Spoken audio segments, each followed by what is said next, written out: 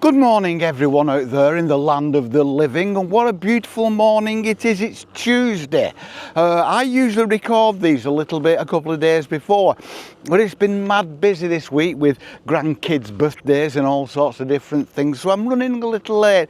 So anyway, it's a beautiful morning. We walk in the shade, we're just about to go out into the sun, the temperatures are going to raise and it's going to be absolutely gorgeous, and it's going to be gorgeous for a few more days. And this one this week is all about me. It is all about me. Very selfish, but it's all about me with a little message at the end that I hope you will understand and get the relevance of what the all about me is about. So if you don't want to hear all about me, just go and find something else to watch, something else to do. It's too nice a day to be watching something that isn't giving you any value. But it's all about me, and basically it's all about the last, I would say, 20 years of my life. Because it's Tuesday, I'm 72 on Thursday. So Friday, we might have a little bit of a birthday members do on Friday night. How's about that? But it's all about me. Now, I've been uploading YouTube videos now since I was 60, or perhaps a little bit before, since I was in my late 50s, and they started off just about being in the countryside when I used to do my walks in the Lake District, and then it just morphed over time as I had more things to say and found out that YouTube was a great vehicle for just saying what you want to say and putting your views out there, because your audience have the choice to watch or not watch, and that's the good thing. I get lots of criticism of people, but then I think, well, you chose to watch it. Why didn't you just turn off and go and find something else? Because that's what it's about. It's like YouTube tries to police us very much, but at least it's still one of the last bastions where you can actually get out there, talk to people. They can watch, they can listen, they can turn off, they can go elsewhere. There's plenty of content out there to see. But this is all about me and the last 20 years of my life, and why to some it might sound crazy that an old man is doing this. It might say, how childish, how silly. But I'll tell you what, and this is the point I will make at the end, all that craziness and madness and doing things that no old pensioner should do has been absolutely wonderful. So I started uploading about when I was 50, 49, something like that. And it was a hobby, and as many of you know, I love my hobbies. I love something to do. It gives me something to spend my time doing. Hobbies are great for the mind. Hobbies are great for dexterity. Hobbies have no downsides. Hobbies are just great. And so that's what I did, and that's why I started it. I've got lots of hobbies. I love drinking gin and red wine. I love doing all sorts of things, but this wasn't my first venture. I lived on a narrowboat, and I started podcasting in the very, very early days of podcasting when nobody was doing it. And I was quite successful. I was number 7 in the iTunes charts at one point. And I had a podcast called Uncle Arthur. It was actually called something else. It was called Uncle Arthur's begins with B and ends in S, and it isn't anything to do with bulls, and something to do with the male anatomy. Anyway, there you go. So I have this podcast that I did, and I lived on a narrowboat, and I don't really know why I started it. It was just this like organic thing, but I surrounded myself. It was very useful because I surrounded myself with recording equipment, and I learned how to record, I learned how to edit, I learned how to do sound effects, I learned how to do this, learned how to do that. We ended up doing Zoom calls. I ended up guesting on other podcasts all over the world, and this was in the very early days of podcasting. But before this, I started when I was very young, in my mid-teens. I used to play drums, and I played in lots of local bands. One of those being with a childhood friend of mine and a neighbour called Pete Shelley, whose real name was Pete McNeish, who was the guitarist and singer for the very famous English band the Buzzcocks. And Pete and I played in the same couple of bands. He ended up, I wanted to do one thing, he wanted to do another. I kept going down the rock road, he went down the punk road, and he went on to form Buzzcocks about 12 months after I left, and became very famous. So I got this kind of sound engineering kind of thing in my head then, and then when my son was born I became a sound engineer for his band. My son was dyslexic, not so much now, but he was when he was a kid, but he was very, very good at art and at music, and I bought him a bass guitar when he was 4, and he became, at 9 years old, he was playing in bands. At 15 he was being asked by professional bands to go and play with them, which he didn't do, and that's another thing now. I question why he didn't give it a go, and he came up with a great answer later in life. But then I became his sound engineer, and I bought this massive PA system, and we used to rent it out to professional bands and for session musicians and things like that. And I had this massive like analog sound desk and everything, so all the time I was learning about microphones, where to place them, how to mix them, all this kind of thing. And this just carried on and carried on. And then when I got there now, and I've always been one for walking around the Lake District and walking around the countryside. That's all I do. That's all I did. So I started recording these, because when you do something like that, you want to share it, don't you? Ever been in that position where you do something and you just want to share it, share the beauty? And that's what I did, and I did this, and then with my YouTube channel. But before that, I was recording Uncle Arthur, and the Uncle Arthur podcasts were incredibly rude, really bad language, done after I'd probably had about 3 bottles of wine or half a bottle of whiskey. This is all when I was probably in my mid-40s when I started doing this, something like that, and going on well into my 50s and later, right up to fairly recently.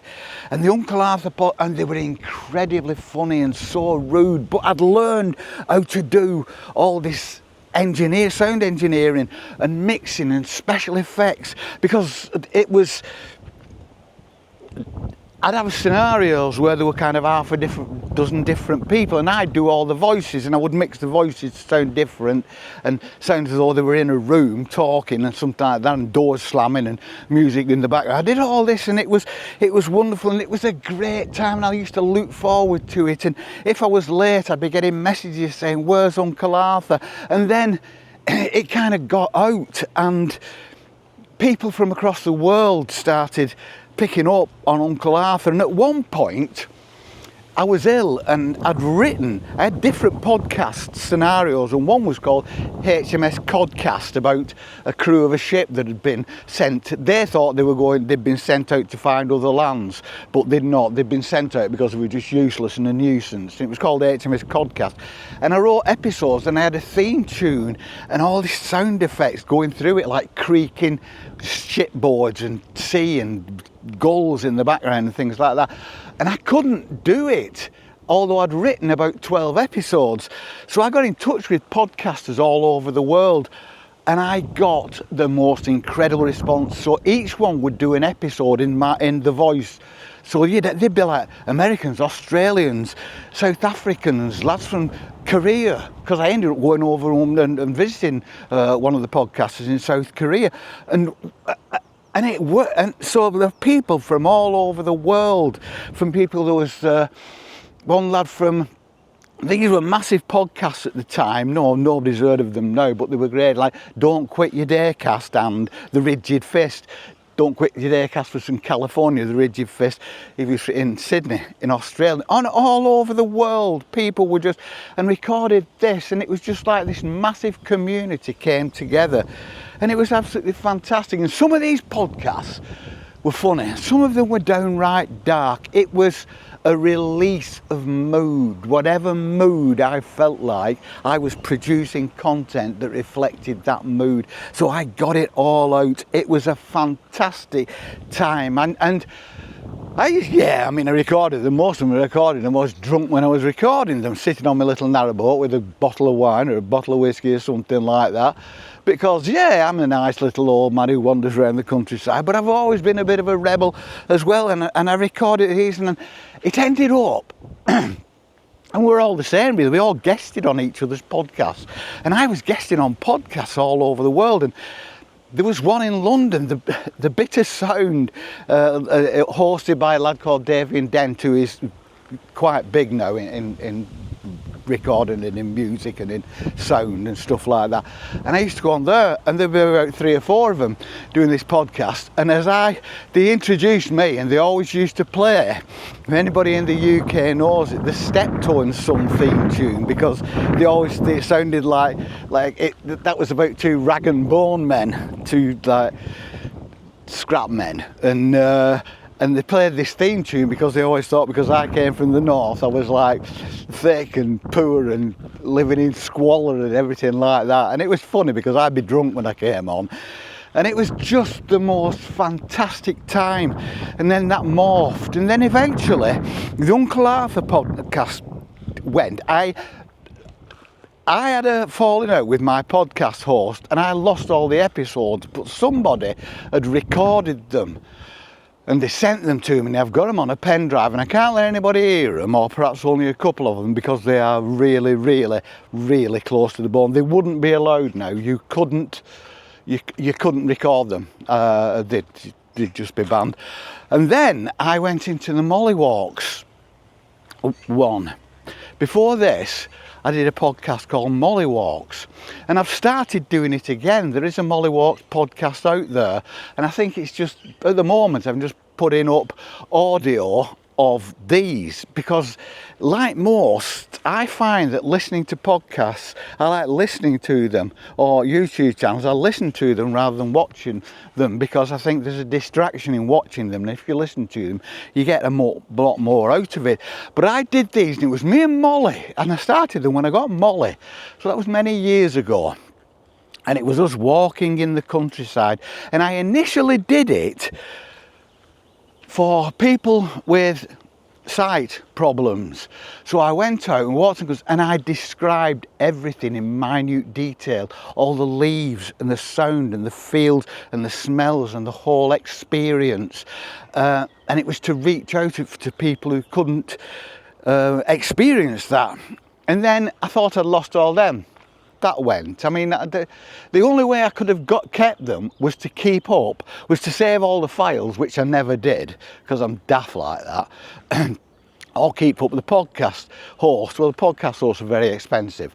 So anyway, I ended up losing all those, but somebody, and it was on here, years and years ago, on here, somebody said, I remember it, and I downloaded most of the Mollywalks podcast. Now, if that's you out there, reach out, because I'd love to put a couple of those on, because they were nice. It was basically usually walking down the towpath or down the fields, talking about, you know, the feel of the leaves as they brush your legs, and the smell of the air, and the sound of the ducks on the canal, and the sun, and the feel of the sun, and everything. And it was basically, it was ASMR. It was like a sound thing, the sound experience, and that's what I am being bitten to death by bloody horseflies. There are thousands of horseflies out this morning, and that was Uncle Arthur. So this started many years ago when I started podcasting, getting drunk as a skunk on my boat. It cost me a relationship, because the person I was in this relationship with heard one of these podcasts and kind of identified, and she said, which are you? Are you Nigel or are you Uncle Arthur? And I tried to talk my way out of it because she was saying, like, you've got to stop doing these. Anyway, it all went bum up, but that was fine. That was just life. We were still friends even after that. But it was this great outlet, there's something I enjoyed. But this was an outlet that was actually not mild, it was a strong outlet. It meant that I could sit on a Friday night when I used to do my recording on my boat and say whatever I wanted to say, because you could say a lot more in those days, and get drunk and do this and do that, and I spent all my time writing and editing and thinking of things to do and working out how to do sound effects and downloading things and do it all, and I became very, very good at editing, and then I ended up editing a lot of people's podcasts, usually people who were coming into it who hadn't really got the experience, and I'd say to them, well, just do it, I'll edit the files for you, but I'll take you through how I'm doing it, and that means you can do it, but you can actually get on board and start doing it now, rather than wait months and months wanting to put out a podcast until you gain the experience and the skill to do it. So it was just such a bloody win-win. And this is it. With this kind of thing in life, it's such a win-win. So the whole last 20 years has been a great experience for me. I've lived how I wanted to live. I've ended up retiring as I want to retire. I'm still doing my YouTubing after 20 odd years, more than 20 years of doing podcasting and YouTubing. And I did it all slightly against what would be expected. When I started on podcasting, and especially when I started on YouTube, I was one of the oldest out there. I was one, nobody at my age. You were poo-poo. There's a lot more now out there. But especially when I started, probably 15 years ago, something like that, and when I started podcasting 20 odd years ago, nobody in my age did it. I was a novelty, and people kind of latched on. And at first I was treated as a novelty, and eventually I was treated as a friend, because people got to know you, realised that you're just a human like everybody else.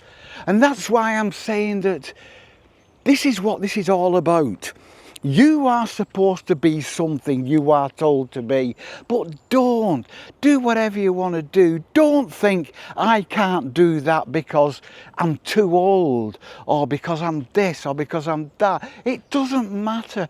People have a choice to watch. If they don't want to watch it, they won't watch it. It's absolutely fabulous, and go do something else. But do it. Just do something. I just did. Can you imagine a little bald bloke like me sitting on a boat doing all these voices and doing all these mad episodes that were incredibly rude and incredibly political and incredibly wrong, and just I would get shut down in a moment now. And at the time everybody loved it, and I think part of that was that it was a little old respectable man that was doing it, and it was very, very funny, and I got a great kick out of doing it, because they weren't I never hurt anybody or had a go at anybody. They were just about life. They were just silly skits, taking the piss out of life with lots of swearing and drink. And it was fantastic, and I love doing it, and I don't regret doing it, and I would do it again now. I would start doing it again now at 72 years of age, because it doesn't matter. You do whatever you want to do. And if somebody says, oh, you're a bit old for doing that, that is a them problem. That isn't a you problem. You're the one having the fun. You're the one enjoying yourself. You're the one putting content out there, or doing whatever hobby you want to do. You're the one giving people pleasure who interact with you. They're just the naysayers who are on the edge, who are probably secretly a little bit jealous that they haven't done it, that they haven't got the guts to do it, they haven't got the balls to do it. They haven't got the confidence to do it.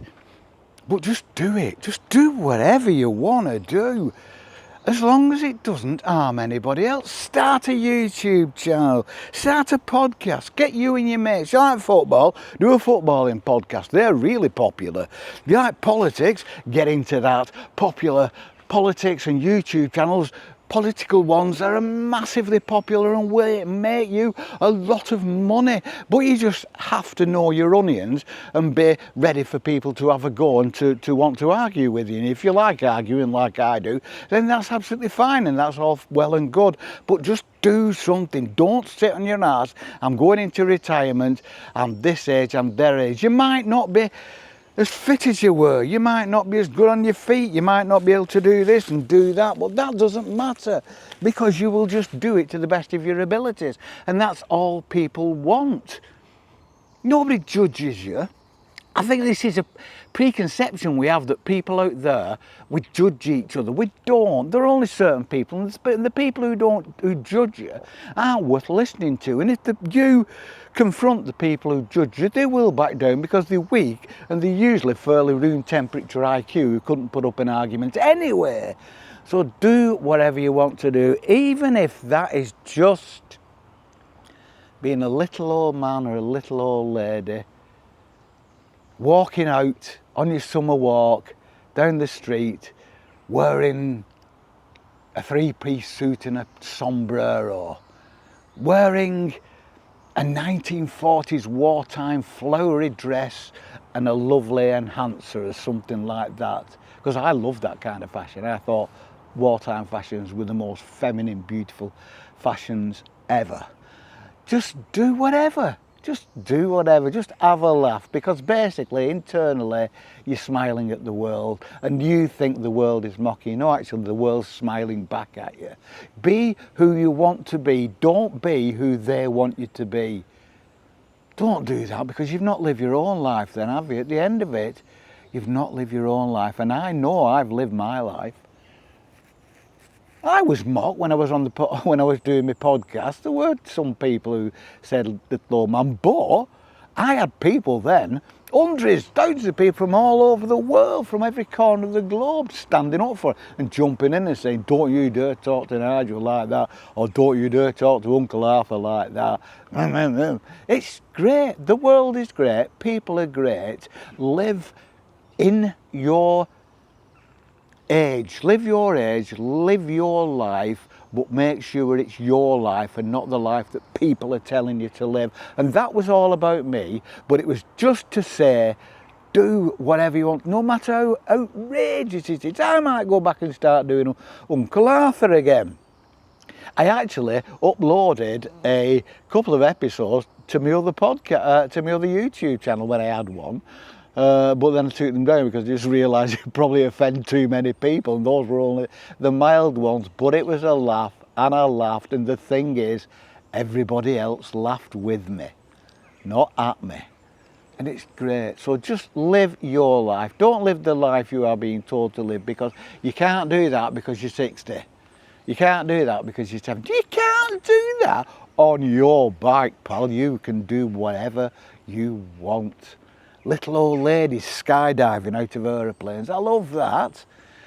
Little old blokes cycling the length of the country for a charity. I love that. That's fabulous. Just do what you want. Little old people getting podcasts and YouTube channels and just talking rubbish because they can, because they're getting something out of it, and people are enjoying it, and if people don't watch it, they don't do. But the person who's producing it is still getting a lot out of it. Get a lot out of life. That's all I'm saying. Get the best out of life. Look at this now. We're sitting in the shade.